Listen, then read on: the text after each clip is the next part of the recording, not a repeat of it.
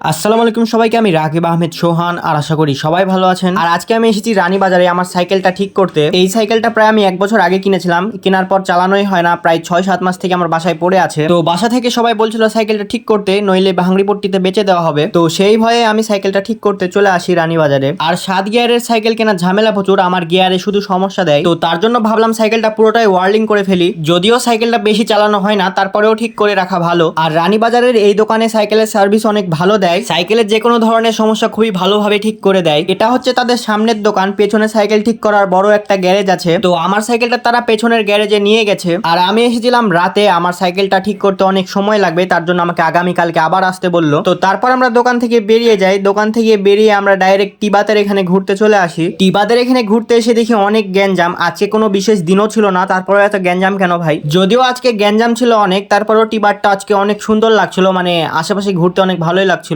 প্রকৃতি আবহাওয়া খুব ভালোই ছিল। তারপর আমার ক্যামেরা অন করা দেখে কুত্তারা অনেক সুন্দর পোজ দিচ্ছিল, মানে সে বুঝতে পেরেছে আমার হাতে ক্যামেরা অন আছে, তার জন্য খুব ভাব নিয়ে সেখানে দাঁড়িয়ে আছে, সে ভিডিওতে আসতে চায়। আমার ক্যামেরা অন করা দেখে সে অনেকক্ষণ থেকে সেখানে ঢং করে দাঁড়িয়ে আছে। মনে হয় ভিডিও সম্পর্কে কুত্তাটার অনেক ভালো ধারণা আছে, আগের জন্মে মনে হয় টিকটকার ছিল। তো যাই হোক, বাদ দেন, সে তার ঢং নিয়ে সেখানে দাঁড়িয়ে থাকুক, আমরা সেখান থেকে চলে যাই। এতক্ষণ হয়তো আপনারা ভাবছেন আমার সাথে কে আছে। আজকে আমার সাথে আমার আরাফাত বন্ধু আছে। এইখানে ঘুরতে ঘুরতে অনেক বোরিং লাগছিল, এখানে দেখার মতন কিছুই নেই, তার জন্য আমরা বাইরের দিকে চলে যাচ্ছি। আর আমাদের অনেক ক্ষুধা লেগেছিল, কিন্তু আমরা এখান থেকে কিছু খাবো না, এখানকার খাবার একদমই ভালো না। তারপর আমরা খাবারের জন্য 0 পয়েন্টের সামনে জহিরপট্টির এখানে চলে আসি। এইখানকার চপ কিন্তু অনেক টেস্টি হয়, আপনারা যারা খেয়েছেন তারা অবশ্যই জানেন। এর ভেতরের ভর্তাটা আমার কাছে খুবই ভালো লাগে।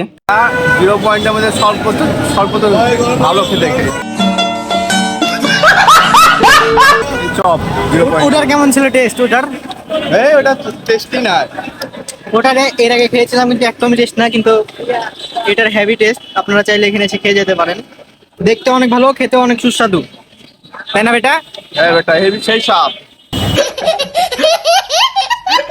এইখানকার চপ যেই খাই তার কাছেই অনেক ভালো লাগে। আপনারা যদি খেয়ে থাকেন তাহলে অবশ্যই আপনাদের জানা আছে। বলার মতন নাই, তাই না? চপ, আলুর চপ সেই স্বাদ। কিন্তু ওইদিকে যাবেন না, ওইদিকে একটু খারাপ দেয়। ওইদিকে আপনারা একদমই যাবেন না, ওইদিকে দেখছেন তো কম কাস্টমার, একদমই ভিড় নেই। আর এইদিকেটা দেখেন, এদিকে সবসময় ভিড় থাকে, সেই স্বাদ। আপনারা জহিরপট্টিতে আসলে অবশ্যই এখানকার চপ খেয়ে যাবেন। একবার খেলে আপনাদের আরো 2টা খেতে ইচ্ছা করবে, কারণ এখানকার চপ অসাধারণ টেস্টি হয়। তো আজকের ভিডিওটা এই পর্যন্তই, দেখা হবে পরবর্তী ভিডিওতে। ততক্ষণের জন্য টাটা, সবাই ভালো থাকবেন, এবং আমাদের পেজটিতে যারা নতুন তারা অবশ্যই ফলো দিয়ে যাবেন।